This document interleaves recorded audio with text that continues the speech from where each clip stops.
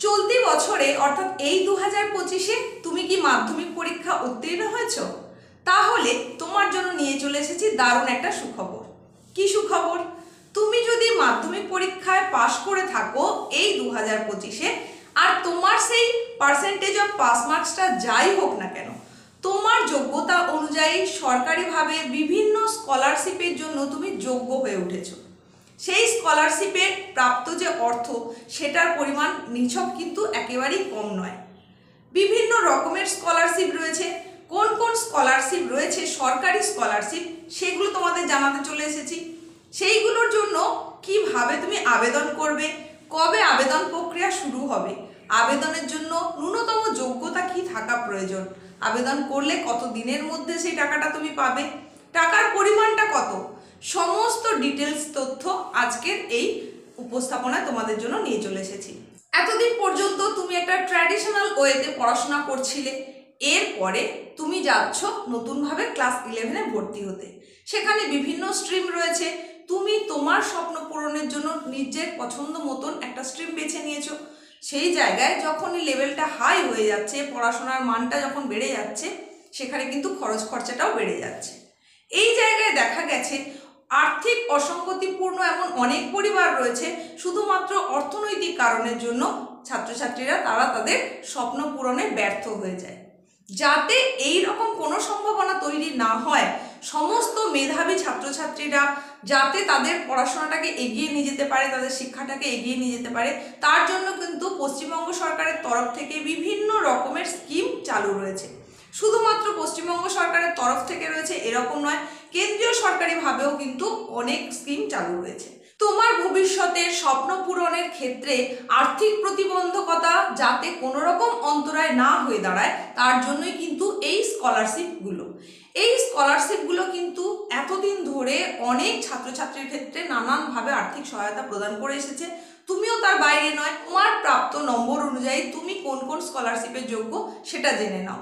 তুমি যদি বুঝতে তারপরেও না পারো, তাহলে কমেন্টে অবশ্যই তোমার প্রাপ্ত নম্বরটা জানিও। আমি জানিয়ে দেবো তোমাকে যে তুমি কোন সরকারি স্কলারশিপটা পেতে চলেছো। মাধ্যমিক পাশের পরে তোমরা যে যে স্কলারশিপের যোগ্য হয়ে উঠলে, তার মধ্যে সবথেকে গুরুত্বপূর্ণ এবং জনপ্রিয় একটা স্কলারশিপ হলো Swami Vivekananda merit cum means scholarship, যেটাকে আবার বলা হয়ে থাকে SVMCM স্কলারশিপ। এটা উচ্চশিক্ষা দপ্তরের তরফ থেকে দেওয়া হয়ে থাকে, সেই কারণে এটাকে বলা হয় বিকাশ ভবন স্কলারশিপ। এই স্কলারশিপটা এত জনপ্রিয় কেন, নিশ্চয়ই তোমার মনে প্রশ্ন এসেছে। হ্যাঁ, এই স্কলারশিপটা জনপ্রিয় এই কারণেই, কারণ এখান থেকে আর্থিক সহায়তা যেটা পাওয়া যায় সেটার পরিমাণটাও অনেকটাই বেশি, সেই কারণেই এতটা বেশি জনপ্রিয়। এইবার আসি, তুমি যদি এই স্কলারশিপটা পেতে চাও তাহলে তোমার কোন যোগ্যতা থাকার প্রয়োজন রয়েছে। প্রথমত, তোমাকে পশ্চিমবঙ্গের স্থায়ী বাসিন্দা হতে হবে। দ্বিতীয়ত, তোমাকে পশ্চিমবঙ্গেরই বোর্ডের অধীনস্থ কোনো স্কুলে ভর্তি হতে হবে ক্লাস 11-এর জন্য। অর্থাৎ তোমাকে উচ্চ মাধ্যমিক শিক্ষা সংসদ, এই যে বোর্ড, এই বোর্ডের আওতায় কোনো একটা স্কুলে ক্লাস 11-এ ভর্তি হতে হবে, বা তুমি পলিটেকনিকেও ভর্তি হতে পারো। এইবার আরও যে যোগ্যতাটা তোমাকে থাকতেই হবে সেটা হচ্ছে মাধ্যমিক পরীক্ষায় তুমি যদি 60% মার্কস পেয়ে থাকো, তাহলেই শুধুমাত্র তুমি এই স্কলারশিপের যোগ্য হয়ে উঠবে।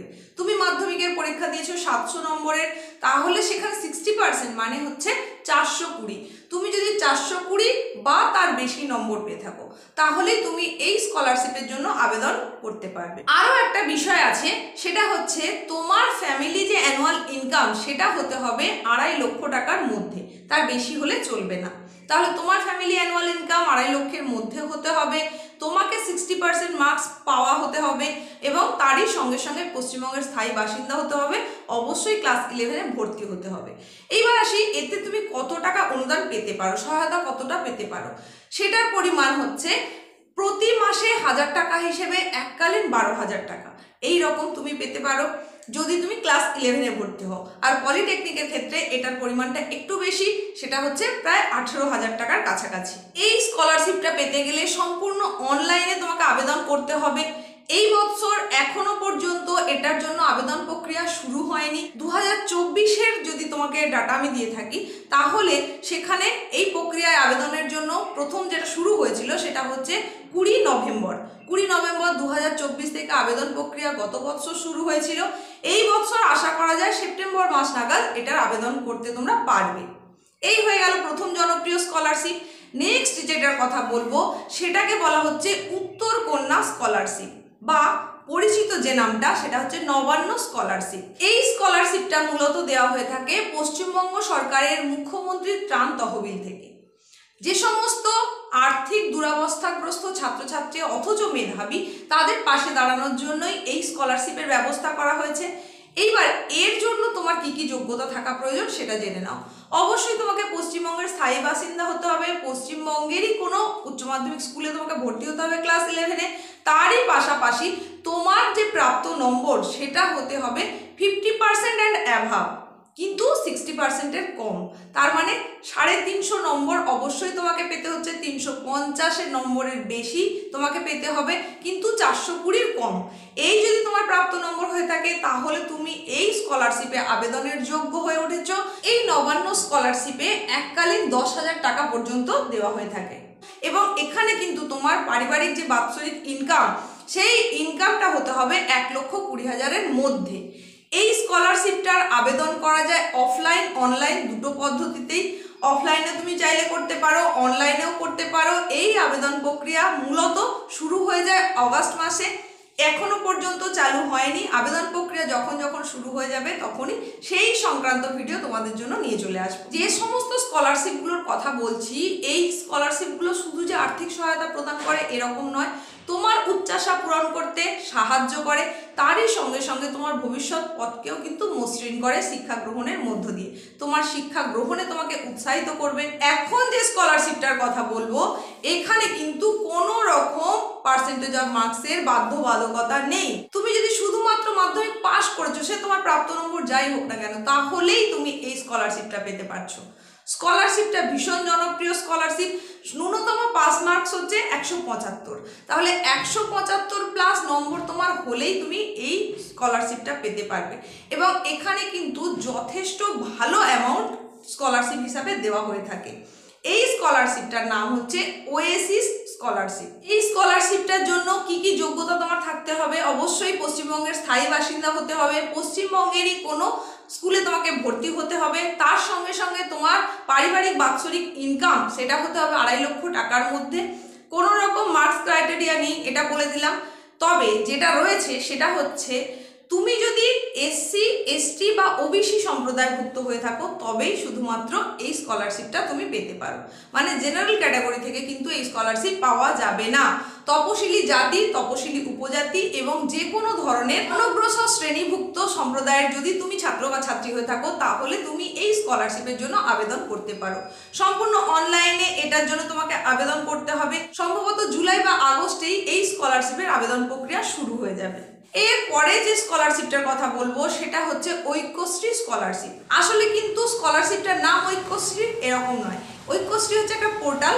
এই পোর্টালের মধ্যে অনেক রকমের স্কিম রয়েছে, সেখানে গিয়ে তুমি আবেদন করতে পারো। সম্পূর্ণ অনলাইন পদ্ধতিতে আবেদন করতে হবে, তবে এখানেও আর্থিক সহায়তা করা হয় অনেকটাই বেশি। তবে এই প্রকল্পের জন্য কিন্তু সবাই আবেদন করতে পারবে না, শুধুমাত্র মাইনরিটি সম্প্রদায়ভুক্ত ছাত্রছাত্রীরাই এই প্রকল্পের সুবিধা নিতে পারবে, এই স্কলারশিপটা পেতে পারবে। অর্থাৎ তোমরা যারা মুসলিম, বৌদ্ধ, শিখ, খ্রিস্টান, পার্সি এই সমস্ত সম্প্রদায়ের অন্তর্ভুক্ত তারাই এই স্কলারশিপটা পেতে পারবে। 50%-এর বেশি নম্বর পেয়ে গেলে এটার জন্য আবেদন করা যায়, আর 60%-এর বেশি যদি কেউ পেয়ে থাকে মাইনরিটি সম্প্রদায়ের, তাহলে সে কিন্তু এখান থেকেও স্বামী বিবেকানন্দ স্কলারশিপের জন্য আবেদন করতে পারে। এবং আগস্টের আগেই অনেক সময় শুরু হয়ে যায়, হয়তো দেখা যাবে যে জুলাই মাসেই কিন্তু শুরু হয়ে গেল আবেদন প্রক্রিয়া। ক্রাইটেরিয়া হিসাবে যেগুলো বললাম, তোমাকে পশ্চিমবঙ্গের স্থায়ী বাসিন্দা হতে হবে, পশ্চিমবঙ্গেরই কোনো স্কুলে ভর্তি হতে হবে, 50% মার্কস পেতে হবে, আর যে সমস্ত সম্প্রদায়ের কথা বললাম এই সমস্ত সম্প্রদায়ভুক্ত হতে হবে। অর্থাৎ মুসলিম, খ্রিস্টান, শিখ, জৈন, পার্সি এই সমস্ত মাইনরিটি সম্প্রদায়ের অন্তর্ভুক্ত হতে হবে। পরবর্তী গুরুত্বপূর্ণ স্কলারশিপ সম্পর্কে জানানোর আগে বলি, তুমি যদি চ্যানেলে প্রথম এসে থাকো তাহলে এখনই চ্যানেলটাকে সাবস্ক্রাইব করো এবং পাশে থাকা নোটিফিকেশন বেল আইকনটাকে অবশ্যই অল করে রাখো এই ধরনের তথ্য সমৃদ্ধ ভিডিও পাওয়ার জন্য। আর আজকের এই উপস্থাপনা যদি তোমার কাজে লাগে, যদি তোমার কার্যকরী মনে হয়, অবশ্যই একটা লাইক করো আর বন্ধুদের মধ্যে প্রচুর পরিমাণে শেয়ার করে দাও, কারণ তোমার বন্ধুদেরও জানার অধিকার রয়েছে যে তার প্রাপ্ত নম্বরে কোন স্কলারশিপে সে যোগ্য হয়ে উঠেছে। তাই বন্ধুকে সাহায্যের জন্য প্রচুর পরিমাণে ভিডিওটা শেয়ার করে দাও। এখন তোমাদের যে স্কলারশিপটার কথা বলবো সেটা একটা কেন্দ্রীয় সরকারের স্কলারশিপ। এখন যে স্কলারশিপটার কথা তোমাদের আমি বলছি সেটা হচ্ছে এনএসপি অর্থাৎ ন্যাশনাল স্কলারশিপ প্রজেক্ট। এই স্কলারশিপটা কেন্দ্রীয় সরকারি, তাই সেখানে কিন্তু অবশ্যই অ্যামাউন্টটাও অনেকটাই বেশি। তবে এটা একটা পোর্টাল, এটা কোনো স্কলারশিপের নাম নয়। এই পোর্টালের মধ্যে একাধিক স্কিম রয়েছে, সেখানে অনলাইনে আবেদন করতে হয়। তুমি যখন অনলাইনে এই পোর্টালের মধ্যে যাবে সেখানে একাধিক স্কিম দেখতে পাবে। তোমার যোগ্যতা অনুযায়ী তুমি বেছে নেবে কোন স্কিমটা তোমার জন্য। শুধুমাত্র আর্থিক অসঙ্গতির কারণে কোনো মেধাবী ছাত্র বা ছাত্রী পিছিয়ে পড়বে, এটা কাম্য হওয়ার কথা নয়। তাই রাজ্য সরকারের তরফ থেকে এবং কেন্দ্রীয় সরকারের তরফ থেকে এই ধরনের একাধিক স্কলারশিপ চালু রয়েছে। তুমিও কোনো একটা না কোনো একটা অবশ্যই পেতে পারো। যে কতকগুলো স্কলারশিপের কথা বললাম প্রত্যেকটাই সরকারি স্কলারশিপ, তাই তুমিও কিন্তু এর সুবিধা নিতে পারো। আর এনএসপি এই যে স্কলারশিপটার কথা বললাম, এখানে বললাম আর্থিক সহায়তাটা বেশি পরিমাণে দেওয়া হয়ে থাকে। এরও আবেদন পদ্ধতি শুরু হয়ে যায় আগস্ট মাস থেকেই।